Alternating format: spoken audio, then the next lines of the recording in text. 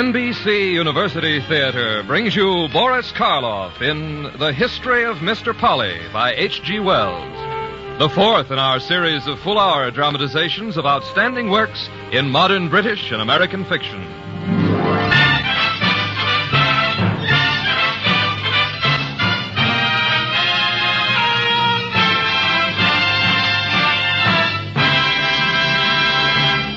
Many a little man, like Mr. Polly, has dreamed of escape from the dullness of middle-class life, of rebellion against all the many conventions so irksome to the individual, but so necessary to our civilization.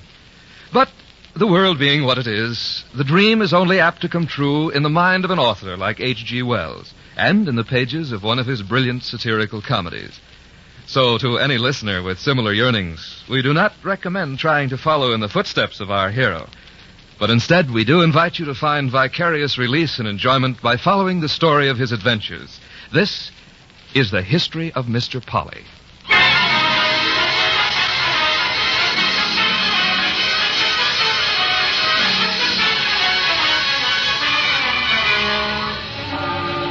It's spreading. It's caught on in drops. Hurry up with that hose from the fire station. Can't do it. The fire station's already burned down. Well, do something. The whole of High Street's going to go.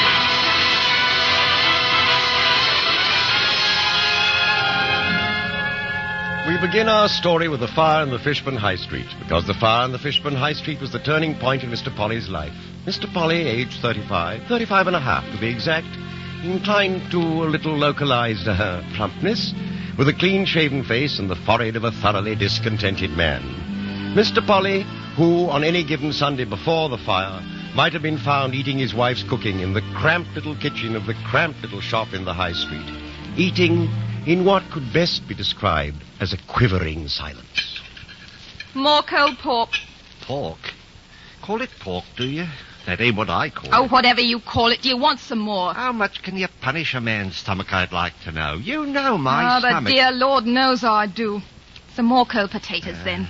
Some nice cold suet pudding. I'm going out. Where's me cap? I'm on there where it's meant to be. I'll get it for you. Finish your beer. No beer. No pleasing some people. Here's your hat. I don't want me hat. I want me cap. You're not to wear your cap. It's new. Supposing it was to rhyme. Does it seem like rhyming? Shan't wear this. Silly old mud pie. Want me to wear it forever, do you? Sick of it. Sick of everything. Hat. Here, don't you kick it. Shall if I like. Shan't wear any hat. Tantrums. I haven't patience.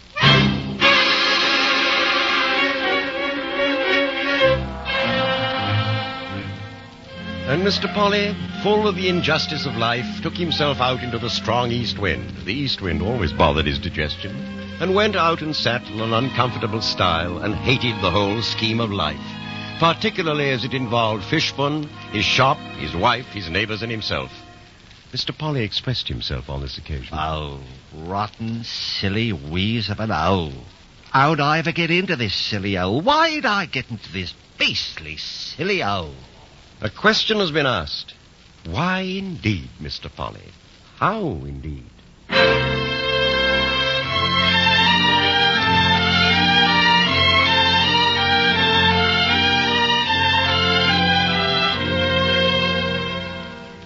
Mr. Polly's history began in the ordinary way with two parents who thought him the most wonderful baby in the world and fed him most unwisely. His education was in a national school and a private school of dingy aspect, where he was set to doing sums that he did not understand and caused to read the catechism with the utmost industry, and where the studies of bookkeeping and French were pursued, but never quite overtaken. He had the curiosities and the dreams of boyhood, but he kept them to himself and concentrated on writing copperplate. However, for the young Mr. Polly, as for others of his age and temperament, one small window opened up into the world of things that might be. The world of the penny dreadful. And Dangerous Dick the highwayman smiled a cold smile, undaunted by the muskets which ringed him about. Then, with an oath and a laugh, he vaulted upon his horse and dashed into the night. Cool, but was he a one? And so, much as circumstances contrived against it, a smattering of romance filtered into the soul of young Mr. Polly. Copperplate, ruddy copperplate. Got to write this ruddy copperplate. make the downstrokes thick and the upstrokes thin. Stupid pen. This ain't the life for you, old man. Or to run off and be a deep-sea diver. Maybe join the Navy. That's it. The Navy. All this until he was 14, at which time his father remarked, It's time that dreaded boy did something for a living.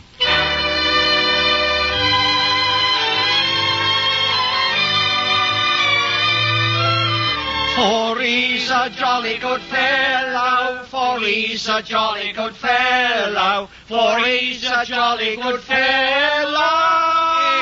Can't you fellas cut out that racket? You're shaking the old blooming dormitory. We'll do what we like in our corner. You do the same in yours, eh, Platt, old man? That's telling him, Polly, old man. Righto, we're the three P's, aren't we? Parsons, Platt and Polly. That Morrison, he don't tell us what to do. Thinks he's something. Chief apprentice of the Port Burdock Drapery Bazaar. Who's he, I should like to know? Well, he's chief apprentice. We're only... Here. Don't rub it in, old man. You're right, Parsons, as Rabelais says. We know what Rabelais says.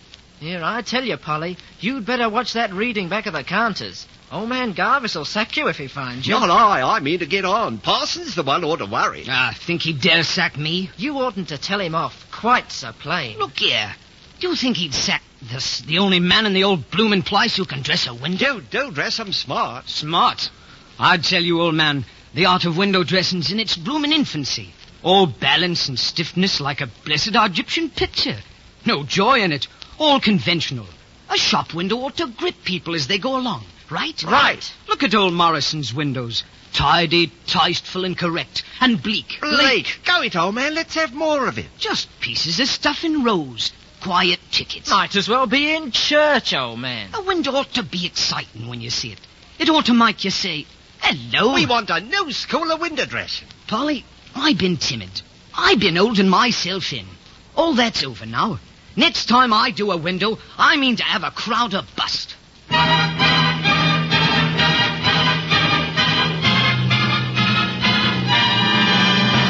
Polly! Psst, Polly! Watch out, Platt. Old Gervis will see us talking. Not he. Quick! In here, in the silk All room. right, now, what's up? Parsons is busted. Talk sense, old man. Busted, sacked, out, and likely in jail to boot. What? Parsons? The same. He did his bloomin' window. What window? What he said. Well, and what about it? He unrolled everything. Piled blankets all up in heaps, he did. Ooh, must have looked real nice. Big tickets with red letters. Curl up and cuddle below cost. He didn't ever. Cozy comfort at cut prices. He did, though. Cozy. Well, but he wouldn't sack it for that, old man. If old Garvis didn't like it, he'd simply have to tell him to take it out. He told him. You mean he wouldn't, old man? Well, wasn't only that. He got, like you might say, violent. Oh, if only I'd seen it. Garvis told Morrison to tear down Parsons' window and dress it proper. Parsons hit him over the head with a roll of huckaback. Oh, he must have been splendid, old man. Splendid he was. But he's out, nonetheless, and into the police court. But you saw it all, old man. You'll be a witness for old Parsons. Not I. And have old Garvis on my neck. Platt, if he's out, I'm out. Oh, come, old man. I was jolly fond of Parsons, but if you mean getting The day on... my 5 years are up, I'm leaving. That's all there is to it, old man. I can't stick Port Burdock without Parsons.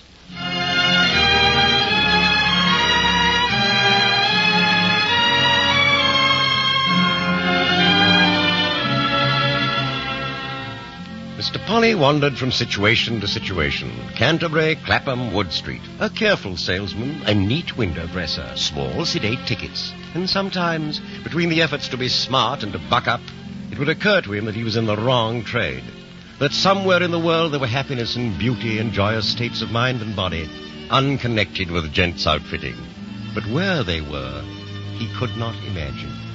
And then... a long-forgotten gentleman, Mr. Polly's father, died, and Mr. Polly found himself the sole owner of a family Bible, a bust of Mr. Gladstone, a quantity of old clothes, and £395.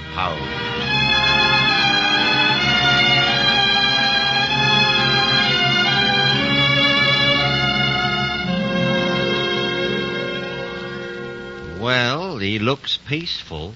He died peaceful, Alfred. Mrs. Johnson and me, We done what we could for him. All the years he lived with us. No doubt of it, old man. After all, Alfred, your dear mother, rest her soul, was my own sister. Now, if you care to sit down, Alfred, we'll talk over the funeral. You want to sit in here? Well, it's cozy in here. You needn't look at the, your father. Yes, about the funeral now. I thought something very simple. Well, you'll have a hearse, of course. Oh, I do like them glass hearses. So refined and nice they are. He'll have Podger's hearse. It's the best in the town of Eastwood. Then you'll want a mourner's carriage or two, according as to whom you're going to invite. Didn't think of inviting anyone. Well, you can't let your father go to his grave without asking a few friends. Funeral baked meats like. Well, not baked, but of course you'll have to give them something. Ham and chicken's very suitable. You don't want a lot of cooking with a ceremony coming into the middle of it.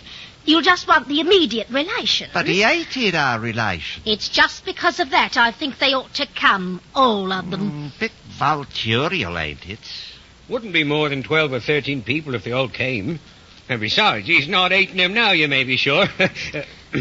Have you seen to your mourning, Alfred? Must have mourning, I suppose. Well, got to see it through. If I were you, I should get ready-made trousers. All you really want. And a black satin tie and gloves. should have jet cufflinks as chief mourner. Not obligatory. Shows respect.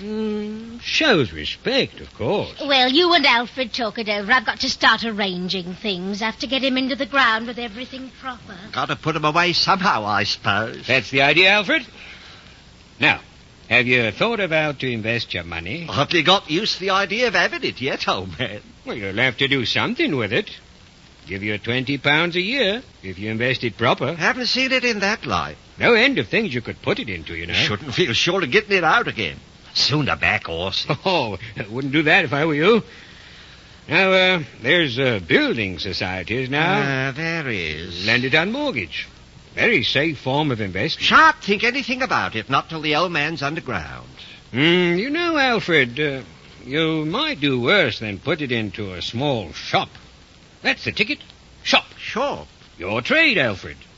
Gents outfitting. Yes, but now, I let's don't... see now. Figure £100 for stock, then there'd be your rent. Why, you could do it easy. Be making your way in no time.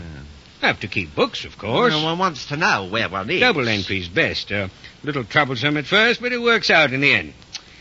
Alfred, for a man who sticks to it, there's a lot to be done in a shop. Well, no, I don't I've know. just sent word to your Aunt Larkins, Alfred. Who's me Aunt Larkins? Now, Alfred, you remember your Aunt Larkins. She'll come right along with her 3 girls, Annie, Miriam, and Minnie. Maybe you don't remember them, Alfred, but they'll be real nice company for you. Not in need of company now, old girl. He's a fellow of means. Going to open his own shop, eh, Alfred? Well... Shop or no shop, I say those girls are just what Alfred needs.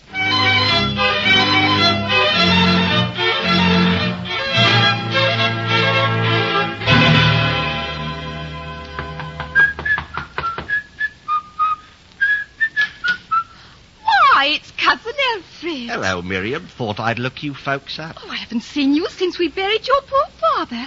Where have you kept yourself? Quit me situation. I'm living with the Johnson, having a bit of a rest. Fancy you coming to see us.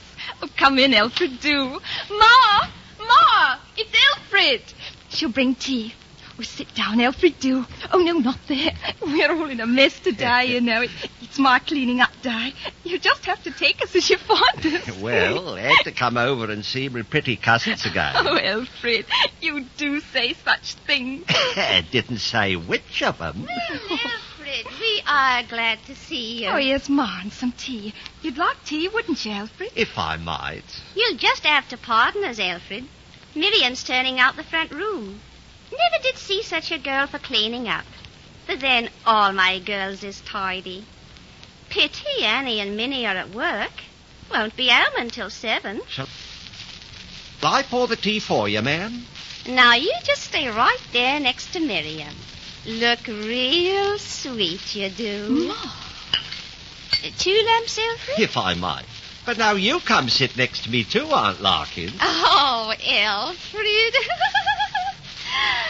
I've seen a bicycle out the window. It isn't ever yours. It is, though. You are clever.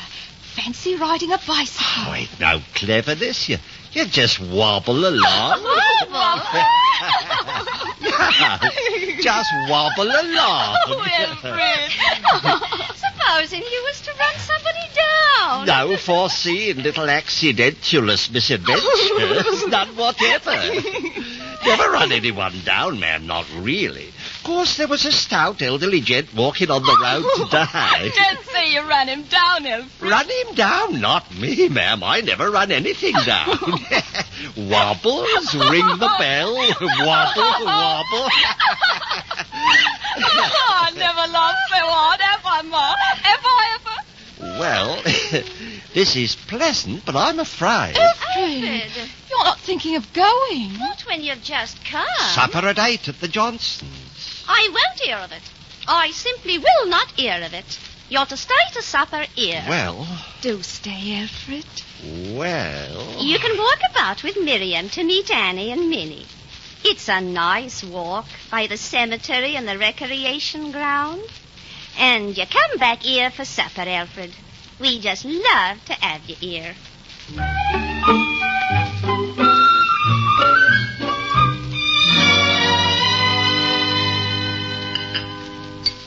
You are quiet today, Alfred. Matters on me mind. You've been looking around for a shot, Alfred. See what I do. It takes time. Don't do to be precipitous. Oh, it don't. Once you got it, you got it. Like choosing a husband. I made Larkins wait 2 years, and I hope my girls will do the same when the time comes. Oh, Ma. I got 3 fine girls, Alfred, and I say any man would be glad to wait for them. To be sure, ma'am. Minnie's so clever, you know, and Annie's real sweet and affectionate. And Miriam... Ma, you forgot to bring in the jam for tea. Why, I believe you're right. That was right careless of me. I get it straight. Are you really going to get a shop, Alfred? Well, now, when I get this shop of mine, I shall have a cat. Got to make an home for a cat, you know. Rather. A cat's no good if it ain't a tabby. That's it. Cat I'm going to have and a canary. Oh, Didn't think of that before, but a cat and a canary seem to go, you know. Summer weather, I'll sit at breakfast in the little room behind the shop. Sun coming in the window, cat on the chair, canary singing, and Mrs. Polly... Ooh, hello. Mrs. Polly frying an extra bit of bacon. Bacon singing, cat singing, canary singing, Mrs. Polly... But who's Mrs. Polly going to be? Figment of the imagination, you know. Put it in to fill up the picture. No face to figure yet. Still, that's how it'll be. Bit of garden, perhaps? Not the back-breaking sort, you know. Just a patch of nasturtiums and sweet pea. Nice. Red brick yard, clothesline, trellis. Humorous wind vane. You will have it nice. Rather. Smart little shop. Counter, desk, all complete. Umbrella stand, carpet on the floor, ties and hose on a rail. Cat asleep on the counter. I like cats. I'm always saying to Mother, I wish we had a cat. Like to have one someday. Never will, though. No more in your shop. I'll have my shop right enough and before long. Trust me. Cat, canary bird and all. I'll have my cat first. You never mean anything you say. Might get 'em together. Why, how do you mean? Shop and cat throwed in. Alfred, you mean to say... Oh, I am sorry. Yeah, the jam's so put away, Miriam. It took me all this while. It's all right, ma'am. Ma, I think we need some more butter. Oh, no, ma'am, you sit right down. I'll get it. Oh, nonsense, Alfred. Ma doesn't mind. Do you, Ma? Eh? Oh no. Why, no, not at all, Alfred. You stay right here. I'm sure I can find some. You were saying about a cat, Alfred. Give you one. Very day my shop is open. I should like to see you in your shop. I expect you'll keep everything tremendously neat. Well, it needn't be so bad. It's a home. It's a home. Oh, one did ought to be happy in a shop. So respectable. I could be happy in a shop if I had the right company. If you had the right company... I'll get that all right. Alfred, You don't mean you got someone? I got someone in my eye this minute.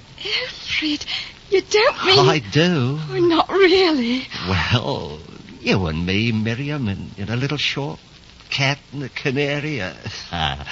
Just suppose it. You mean you're in love with me, Alfred? Yes. Oh, Alfred, kiss me. Now, Miriam, your mother... Oh, I didn't dream you cared. I've loved you ever since your poor father's funeral. Leastwise, I would have if I'd thought. It didn't seem to mean anything you said, though. Oh, I can't believe it. Nor I. Oh, I do love you, Alfred. I know we'll be so happy. You and me and the shop.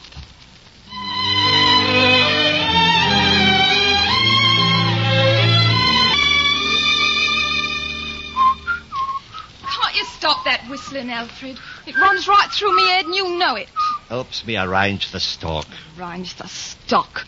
Lot of good that does. Never a tinkle out of the shop bell, except for a necktie or two on Saturday night. Got a new line of straw hats. And they'll go the same way as the last new line. Down in the cellar for the mate. This here's my show. And mine, worse luck. Time you was seen about supper. It's all cold from last night. Oh, not that same kidney pie. Couldn't we have muffins? Muffins? As if I hadn't enough to do without muffins. Trying to keep this place tidy. Maybe if you didn't try so hard. Oh, it's all your fault. Coming down here to Fishburne, taking this place without my knowing. With white paint all over to get dirty, and the coal indoors and all the stairs. I didn't think of Oh, it. of course not. All you think of is bringing more books in to muss things up for me. All right. Now, can I arrange this stock or can't I? Oh, arrange a way for all of me. Alfred! Shan't arrange the stock then. Shan't whistle. Go outdoors and whistle in the street.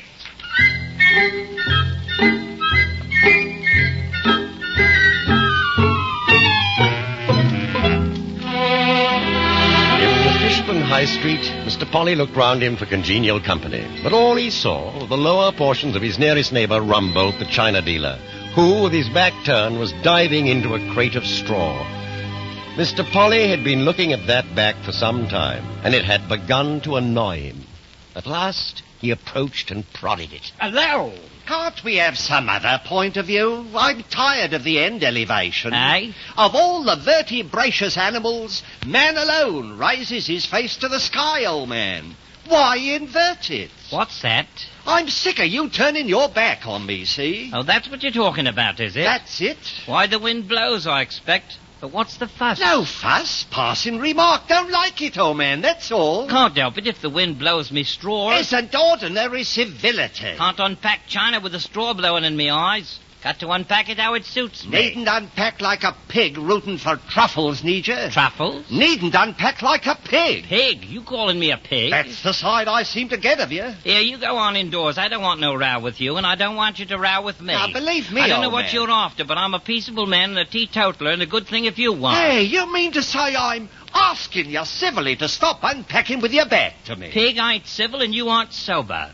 Go on indoors and let me go on unpacking. You're excited. You mean to say... Get back to your shop and let me get on with me business and stop calling me pig, see? And sweep your pavement. I came here to make a civil You request. came here to make a row. I don't want no truck with you, see? I don't like the looks of you, and I can't stand here all day arguing. Now get back to your shop.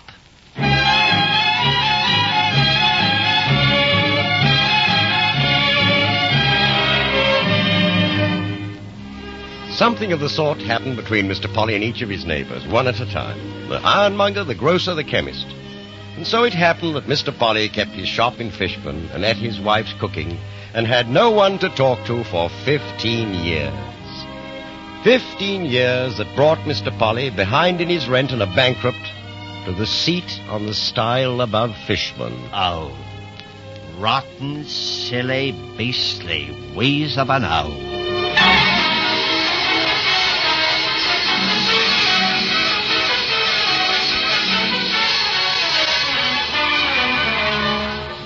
It's spreading. It's caught on in Clopson. Hurry up with that hose from the fire station. Can't do it. The fire station's already burned down. Well, do something. The whole of High Street's going to go.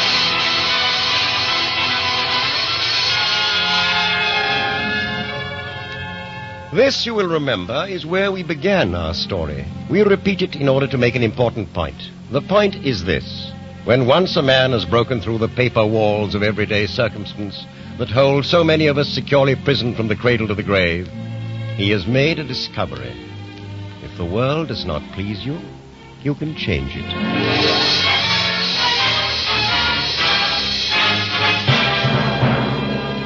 Mr. Polly made this discovery by failing in his plan to kill himself. The plan should not have failed, for Mr. Polly made it carefully. He chose a Sunday morning while Miriam was at church. Nothing to it. Good pile of papers in the cellar, windows open, paraffin on the stairs. I break the lamp to make it look like that started it all. I light the fire and then I cut my throat. Miriam gets me life insurance and me fire insurance. Nothing to it. Nothing to it. But while the stairs blazed merrily, and while Mr. Polly was regarding the razor which was to end his life, a tongue of flame licked at his paraffin-soaked trousers, and it burned him. This wasn't in Mr. Polly's plan at all. Say, ow! Ow! Get away! Good Lord, what the deuce? Hey, fire! Fire! Fire!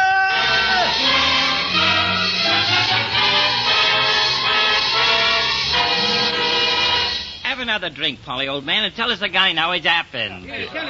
Well, Rumbo, old boy, it's like I told you. I upset the lamp. I just lighted it.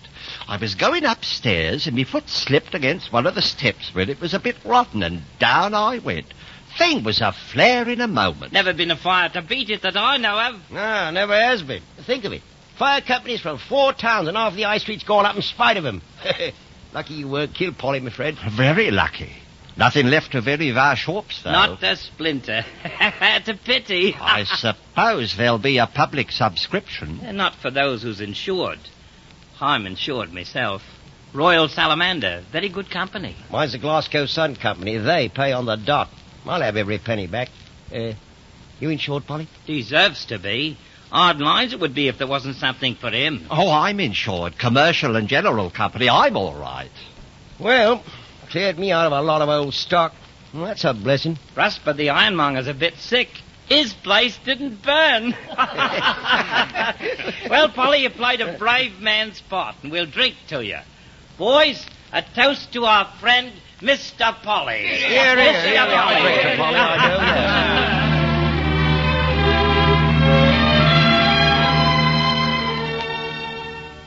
And thus it was that Mr. Polly realized that things could be changed. That there could be new beginnings.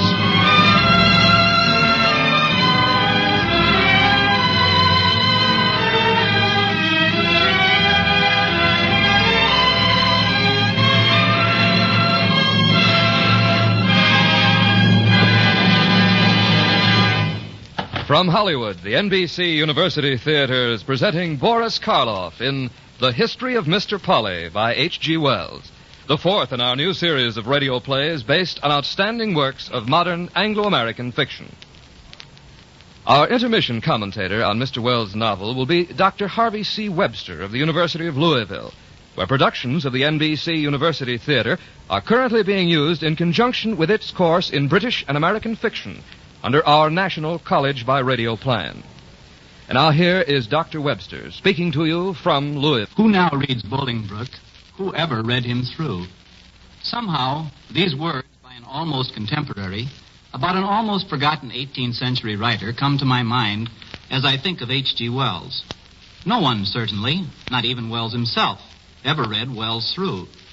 He has written more words than Upton Sinclair or Anthony Trollope, and more vague and mistaken ones. But there are those who read him and will read him, as you who have been listening to Mr. Polly must agree. The trouble is that Wells was not only a prophet, but an angry prophet. Not only a reasonable man, but a man who could not understand why other people were unreasonable. As the 20th century and he grew older together, Wells wrote more and more words, more and more badly. Angry words hastily written to compel the world to become reasonable as he was. His last book, which snarled at the world that did not listen, is not as readable as his earlier The Fate of Man. The Fate of Man is not as readable as his outline of history. None of these are as near to works of art as Mr. Polly, Tono Bungay, Kipps, or the thoroughly delightful and provocative scientific romances about invisible men, time machines, and wars between worlds. Why? Wells had no patience with artists. Conrad he thought an uneducated mind, obsessed by mere vividness. In his famous controversy with Henry James, who wrote less and is more remembered, Wells spoke of James' perfected style as the painful manner of a hippopotamus trying to pick up a pea. From sentence to sentence, Wells wrote better than Dreiser, but he rarely, after that first fine flare of talent, created either character or scene as memorably as the awkward American did again and again. Still, one must praise him. If one could read him entirely, it would be like reading a fascinatingly chaotic history of the promises and mistakes of our century. Wells not only did and thought almost everything during his representatively confused life, he wrote about it. And at his best, which happened frequently in the years from the Time Machine to Mr. Polly, he was artistic despite his contempt for art. Though their technique is old-fashioned, Tono Bungay, Kipps, and Mr. Polly are very much alive still. Wells' world of small shops, of cricketers, of truthful caricature, of men like Teddy Ponderevo who continually sizzle in a world dull as cold mutton, are often as vivid as any characters in the world of Dickens. This world of H.G. Wells may seem remote from us now, just as many of his prophecies seem mistaken, but it is fun to live there, for he wrote of it with a gusto that serves as, or is, art. Thank you, Dr. Webster. Our dramatization continues from Hollywood after a brief pause for station identification.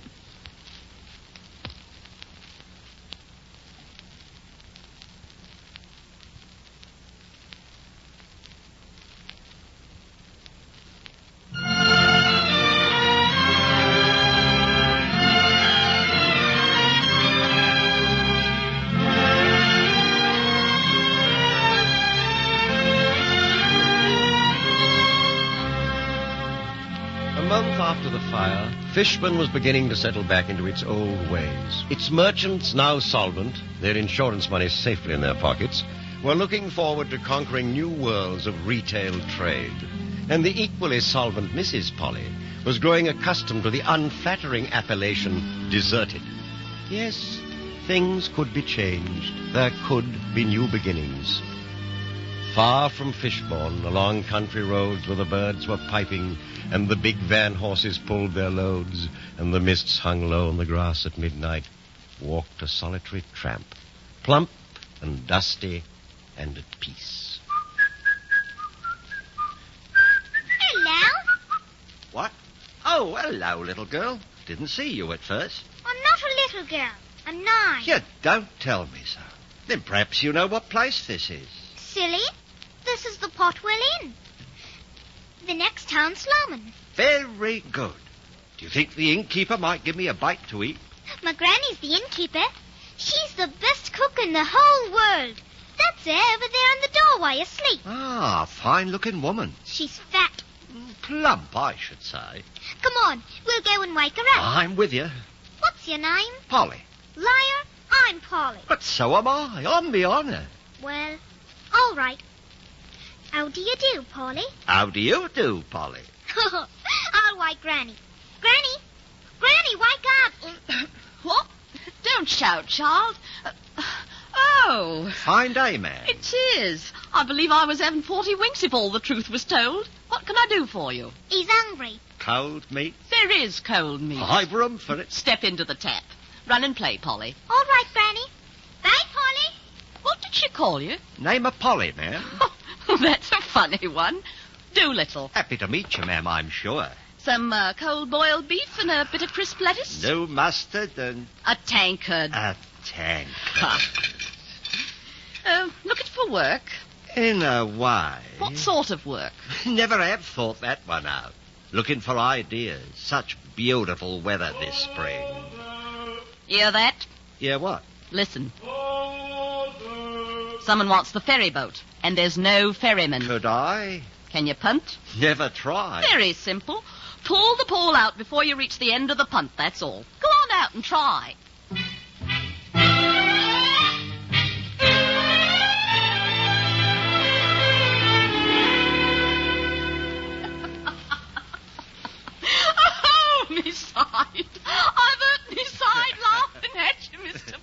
bit of a rough show, I'm afraid. Told you I never tried it before. I'd have known the look on that old codger's face when you sloshed those mortar weeds over him. And then you had to go and hit him 3 times with the pole. Twice, ma'am, twice. And he didn't hurt his head, not particularly. Did you charge him anything? Gratis. Never thought of it. Ought to have charged him something. Here, you'd better come and have your cold meat before you do any more punting. Might be wise. You and me'll get on together. Beef's a bit of all right, ma'am. You eat better than you punt. Dare say you could learn to punt. Could have done better if I hadn't been punting on an empty stomach. It's a queer feeling as the pole goes in. I've never held with fasting. You want a ferryman? I want an odd man about the place. I'm odd, all right. What's your wages? Not much, but you get tips and pickings. I've got sort of a feeling it'd suit you. I got a sort of a feeling it would. Give me a trial. I've more than half a mind, or I wouldn't have said nothing about it. You got a sort of half respectable look about you. I suppose you haven't done anything. Bit of arson. As long as you haven't the habit. Oh, me first, ma'am, and me last. As long as you haven't been to prison. That's what does the mischief. Never been to prison. Bit of cheese. If I might. But first, what's me duties? Well, there's the ferry, digging potatoes, keeping the boats in order, sweeping chimneys, cleaning pewter, washing glasses and waiting on the customers, beating carpets, helping with the poultry, keeping the hens out of the garden, running errands, cleaning boots, throwing out drunks. That'll be all right, ma'am. In my spare time, perhaps, I might do a bit of fishing.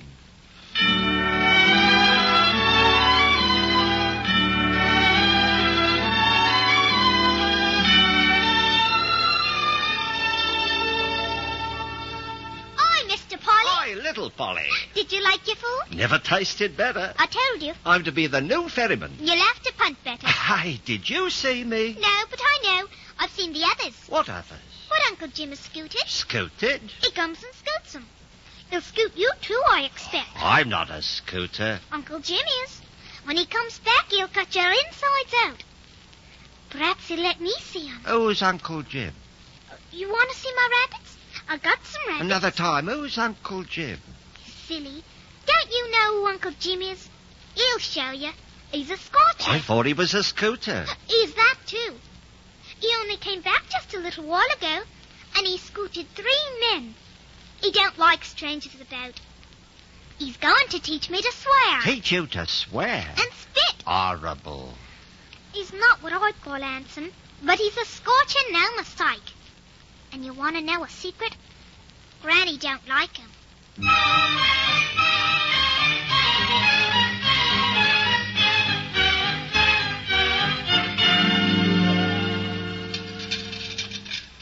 Been seeing over the place, Polly?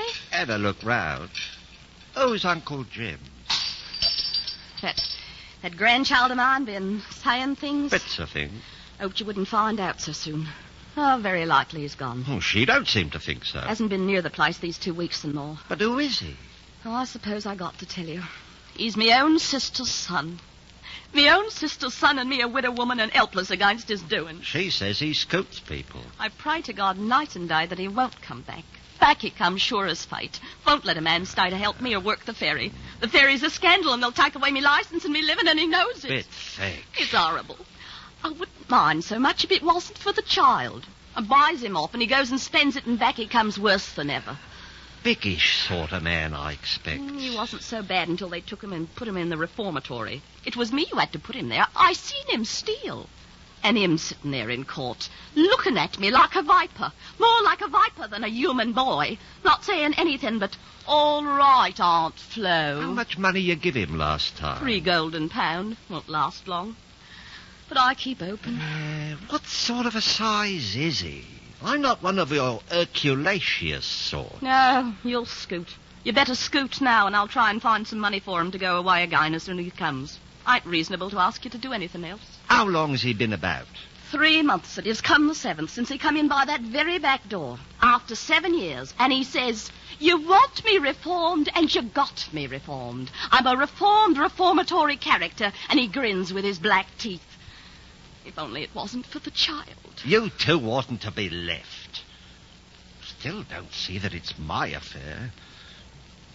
I'd like to have a look at him before I go. What's that? Oh, only a customer.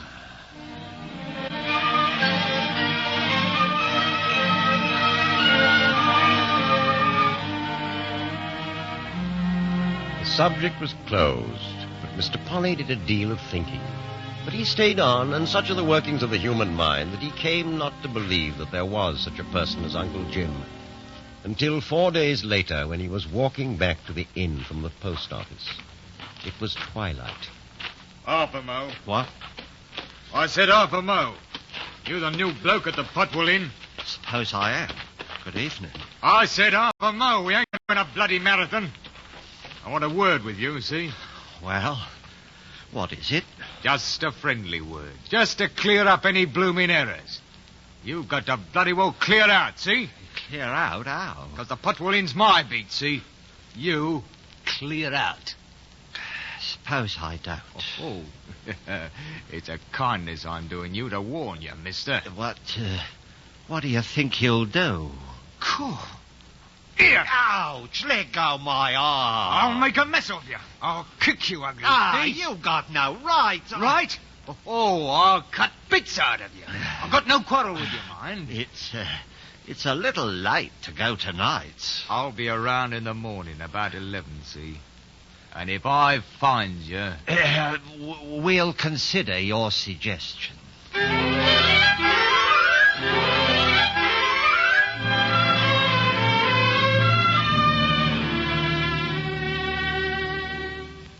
At 10:30 the next morning, Mr. Polly found himself by the merest coincidence seated under a clump of fir trees about 3.5 miles from the Potwell Inn.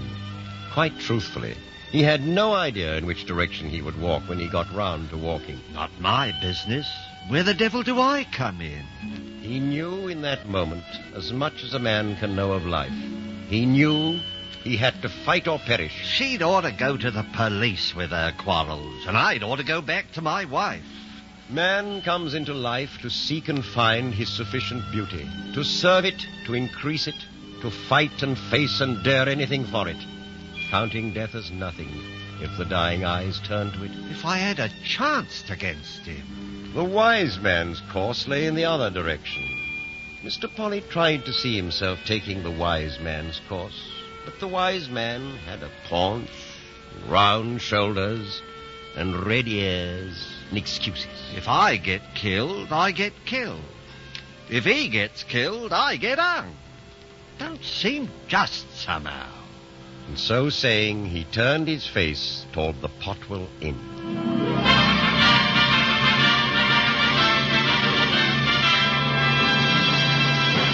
You're back. Rather. He's mad drunk and looking for the child. Where is she? Locked upstairs. Where's he? In the garden. Wait, he's coming. I hear him. I'll see to it. Polly, here, take a beer bottle. Right. All right. You, Scoot. Your job, old man. I'll take you apart. Not just now. Oh, it grows. Polly, that won't stop him long. Yes, quite so. Bottles? I'll teach you bottles. Out of me way, you old crow. Language around the house. Come back here, you yellow-livered. Catch me. Blooming ring around the rosy, is it? Housey, not Rosie. Run, Polly, he's got 2 bottles. Don't let him catch you. Doing my best not to. Get the hands on you, you black Go on, waste your breath. Stand still for a minute like a man. Polly, in here. We'll bolt the door. Right. Give me that pig pail first. Now I've got you. Correction. Don't bolt the door. You all right? Bit winded. He's got the pail off his head. Now, out the tap room door. Come on in outside from the rear. With what, though? Here's the broom. Not much. All right, give it to me. Careful now. Don't make any noise. Stand back when I open the door. Open the door, you ugly piece of a baboon. Open it and I'll cut your liver right out of you. One for you, eh? Will you? Now I've got you. Let go that broom. That's my broom. You let go. Not much chance. Stop going in a bloody circle. You don't give me much choice, old man. You, when I get hold of you. I say, tactical error, old man. You're back to the river, you know. Whoa! You know, I've got a weak chest. And I got the putt pole now, old man. Heel of Achilles. Ain't fair fighting. Down you go. Stupendous. I've got to land. Keep out. I tell you, I've got a weak chest. You want to go downstream, eh? Well, just keep out. I don't mind walking with you. I tell you, I've got to land, you fool. You keep out. Don't you ever land on this place again. It's cold. This is getting to me matter. You want cooling. You keep out in I it. can't get across, Blaster. You can get to the island right downstream. Don't you come this way. Oh, by God. I'll skin your face. Keep off or I'll do worse. Oh, you was lucky. I warn you. I'll be back tomorrow, and I'll have your head. Hang on to your own. Polly! Right here. Ain't he killed you? Do I look But it? where's Jim? Gone off. Oh, I thought she was done for. I put him in the river, gave him a bit of a doing. Wish I'd seen more of the fighting. Didn't you see it? All I saw was you running around the house with Uncle Jim after you. You're mistaken, Polly. I was not running. I was leading him on.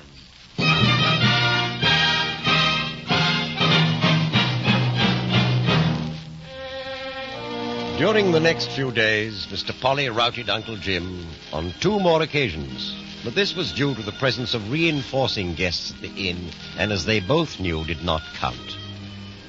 Then there was a break in the hostilities for 3 months, while Uncle Jim became reacquainted with the local jail because of his having, as Mr. Polly learned to his extreme discomfort, stolen a hatchet.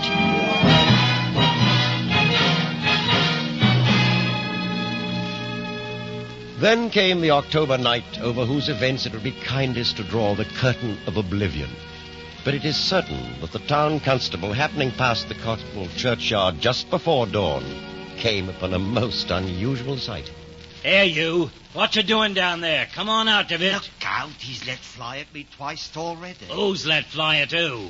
I tell you, take the rest of you out from behind that wall. The rest of me? Besides the part I can see already. And don't go scrounching down more. I says come out and let's have what's what. I warn you, Constable, this is very unwise. Well, I'll be Mr. Polly. Now, why'd you be hiding behind the churchyard wall at this hour? And in your nightshirt besides? I'm not hiding, Constable. I'm looking for a gun.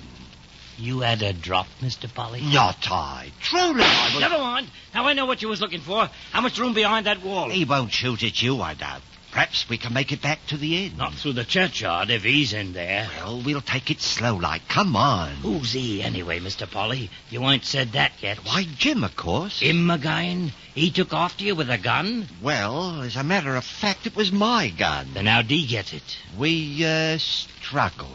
And you chased after him out here in your nightshirt? Yes, that's right. That was the way of it. Look there, on the ground. There's the bloomin' gun. Burst. Knew it wasn't much good when I bought it. Come on now, let's see how Mrs. Doolittle and the kid made out. Doors are all open at the inn. Don't see any signs of life, though. Wait a bit. Ah, there's the missus upstairs. Polly? Me, ma'am. Is he gone? He's gone, ma'am. And is that gun gone? Gone for good, ma'am. Then I'll come down. Just take a look in here, Polly, in the tap. What a mess. Not a bottle left old, nor a mirror. Not a penny in the till, unless I miss my Polly, guess. I've never had such a scare in my life. I thought this time he'd killed you for certain. Oh, not I, ma'am. Mr. Polly did real brave, ma'am, chasing out after Jim like that. Chasing out after him? Was that the way of it? I'd have sworn Polly went out by the upstairs window before Jim come downstairs. Well, I don't seem to remember too clearly now you mention it. Whichever it was, ma'am, Jim had time to make a terrible mess for you down here. Down here? You think he made a mess down here? You ought to see Polly's room. What do you do in my room? What, didn't he? Furniture all broken, bed all torn up, and every stitch of your clothes gone. Me clothes? Not so much as a sock. Lord Silas, you'll excuse me, Constable. What's wrong, ma'am? Where you going? Well, it's plain I can't stay in this room, can I? Polly's still in his nightshirt.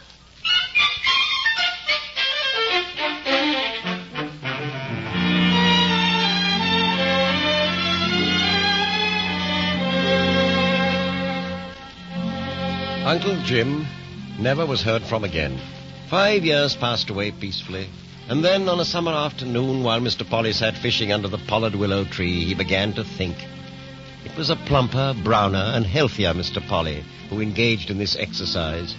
A Mr. Polly who wore a small, square beard, and had not had a troubled thought since the last vanishing of Uncle Jim. But he was having them now. Left her the £100 insurance money. Likely she's fooled it away by now. Mr. Polly, we must remark, had never had the slightest remorse about the fire which destroyed the Fishburne High Street. But when he imagined his wife, he imagined her crying. And this gave him distress. Always talking of doing things for herself. Why couldn't she? Mr. Polly had found his place in the world. But he was looking long-neglected facts in the face. Ah, silly to begin thinking about her. Bloomin' silly.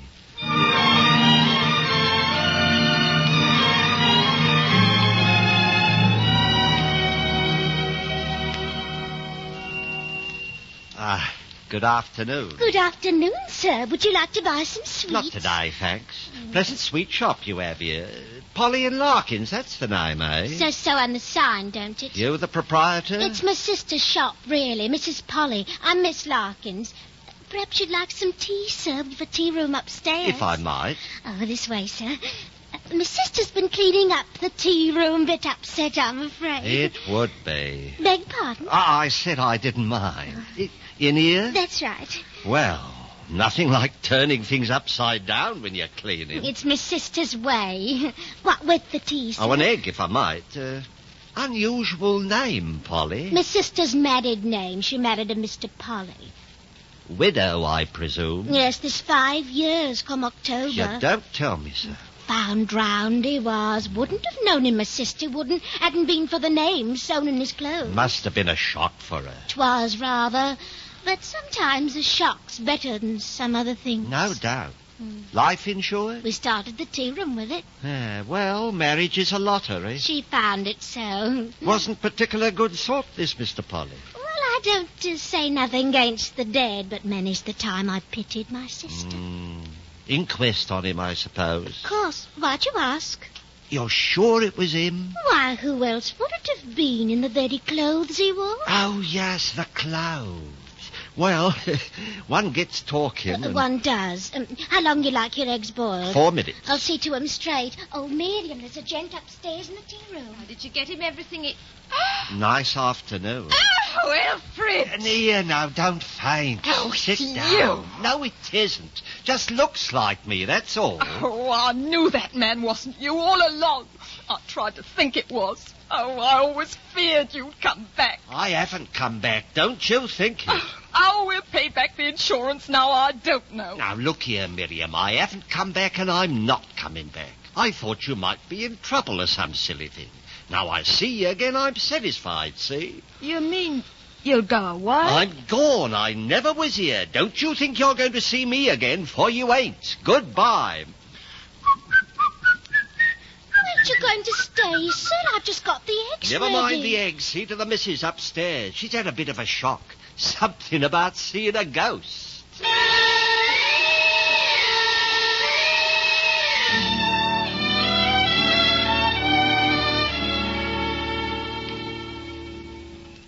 Nice evening, old party. It is, Polly.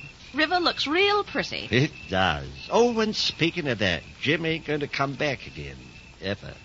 You know something? He got drowned 5 years ago, miles from here. Lord. It's right enough.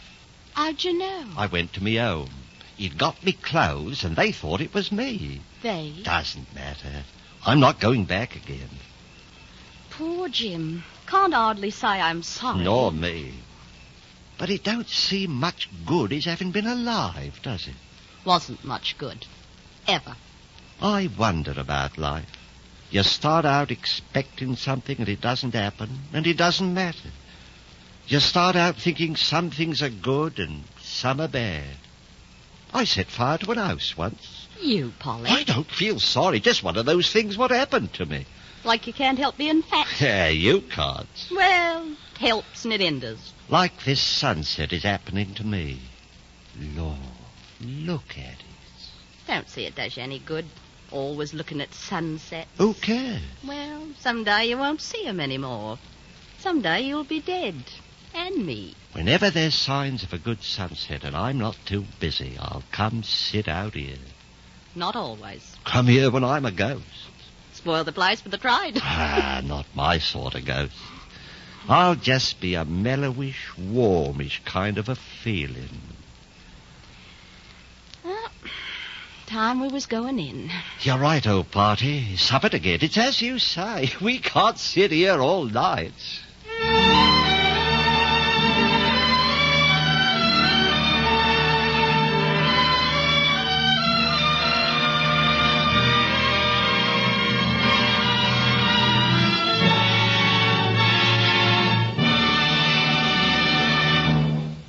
The curtain falls on the fourth in our series of radio plays based on outstanding works in modern British and American fiction. Today, the NBC University Theater has brought you an adaptation by Clarice A. Ross of the H.G. Wells satire, The History of Mr. Polly, starring Boris Karloff in the leading role. Our cast included Ramsey Hill, narrator, Constance Cavendish, Terry Kilburn, Gray Stafford, Donald Morrison, Naomi Stevens, Ena Ronsley, Arthur Q. Bryan, Marlene Ames, Monty Margetts, and Ben Wright. Intermission commentator was Dr. Harvey C. Webster of the University of Louisville.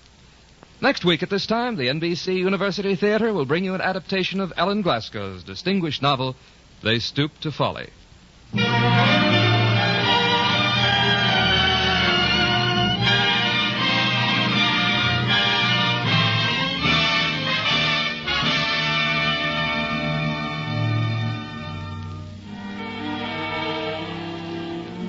Productions of the NBC University Theater are currently being used in conjunction with a course in Anglo-American fiction at the University of Louisville under a national college by radio plan which permits our listeners to profit through self-advancement or to earn credit toward a college degree by means of radio and supplementary study. For further information on this plan, write to the University of Louisville, Louisville, Kentucky. Your director was Andrew C. Love. Original music for The History of Mr. Polly was composed by Albert Harris and conducted by Henry Russell.